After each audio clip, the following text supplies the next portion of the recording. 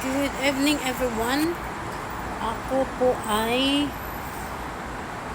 gumagawa ng video na to para sa awareness ng lahat ng kababayan natin dito sa UAE, lalo na sa Dubai.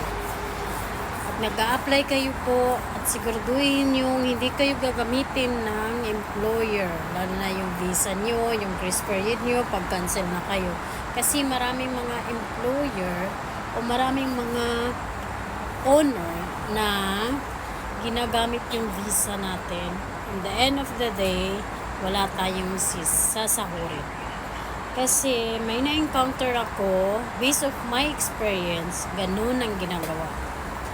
And the end of the day, hindi ka bibisahan, pangangakuan ka lang na bisahan, bigyan ka ng visa, tapos mangangako na ganito, today, this week, next month, this month, at ikaw ang magiging kawawa.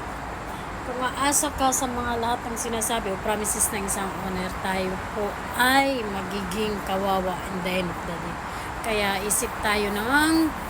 mag-isip-isip ng maigi bago tayo mag-choose ng trabaho owner na pagtatrabahoan natin. Dahil marami ng mga owner ngayon na makakapalang mukha, may mga manggagamit, mga gagamitin lang yung visa mo, yung trabaho mo, yung time mo. Ayan mo yung naglalaan ka ng time para lang may trabaho ka, tapos gaganunin ka lang. Diba? Sana hustisya nun. Nasaan?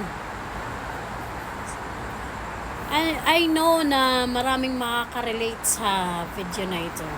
Comment down below po sa mga nakaka-relate na naging katulad ng sitwasyon ko. Sana po ay wag nating hayaan na ganunin lang tayo ng mga owner. Lalo na sa mga nationalities ng mga ayaw ko magbanggit ng mga nationalities kasi alam nyo naman, ingat-ingat, pero pag ako makakuha ng license, ingat-ingat. Ayaw kong magsalita ng tapos, pero pinapalahanan ko po ang kababayan ko dito sa UAE na sana po ay mag-ingat po tayo at huwag tayo agad-agad magtitiwala sa mga nangangako ng owner o boss o sino man o ano man yung papasukan mong trabaho, dahil manggagamit sila. 1 week, it's enough. Trials, 1 day, it's enough. Kung ayaw mo magbisa, ayaw mo. Kasi marami ngayon ang hindi sumusunod sa labor law ng UAE. Maraming mga owner, mga retails na hindi sumusunod sa law ng Dubai. Kasi makapal ang mukha nila.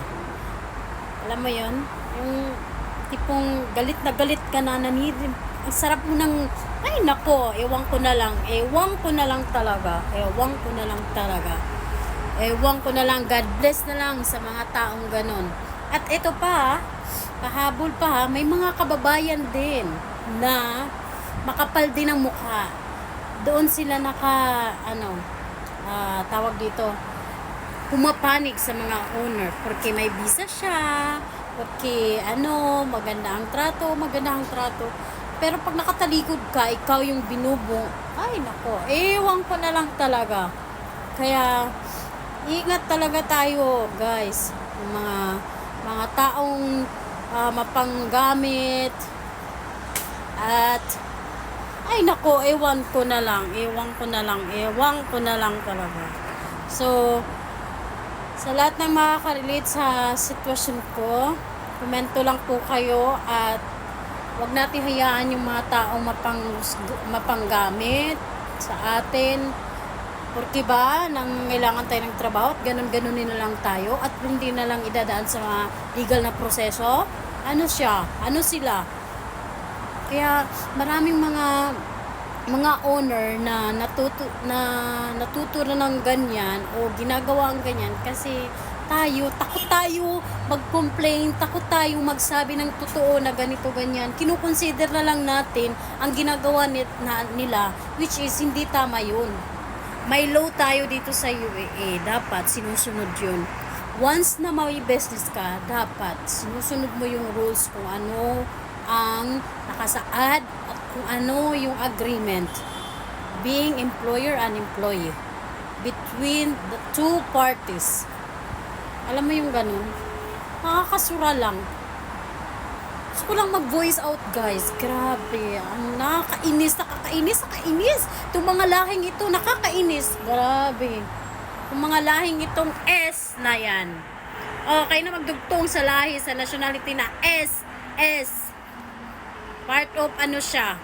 Ginikira na ngayon. Katabi. Ay, nako. Ewan ko na lang. Kayo na mahumusga. At kayo na rin ang humusga sa mga sinasabi ko. So, salamat sa mga nag-advise. Salamat. Kung sino man yung makarelate dito sa video na to, ginagawa ko lang ito po para awareness tayo mga lahat ng Pilipino dito sa UAE na naghahanap ng trabaho na dapat tayo hahanapin natin yung sigurado. Wag tayo doon sa susubukan, try, wag. Doon tayo sa sigurado, guys. Doon na siguradong magbibigay ng papel, legal na proseso, doon tayo na sumusunod sa law ng Dubai. Kaya kayo na humusga, guys.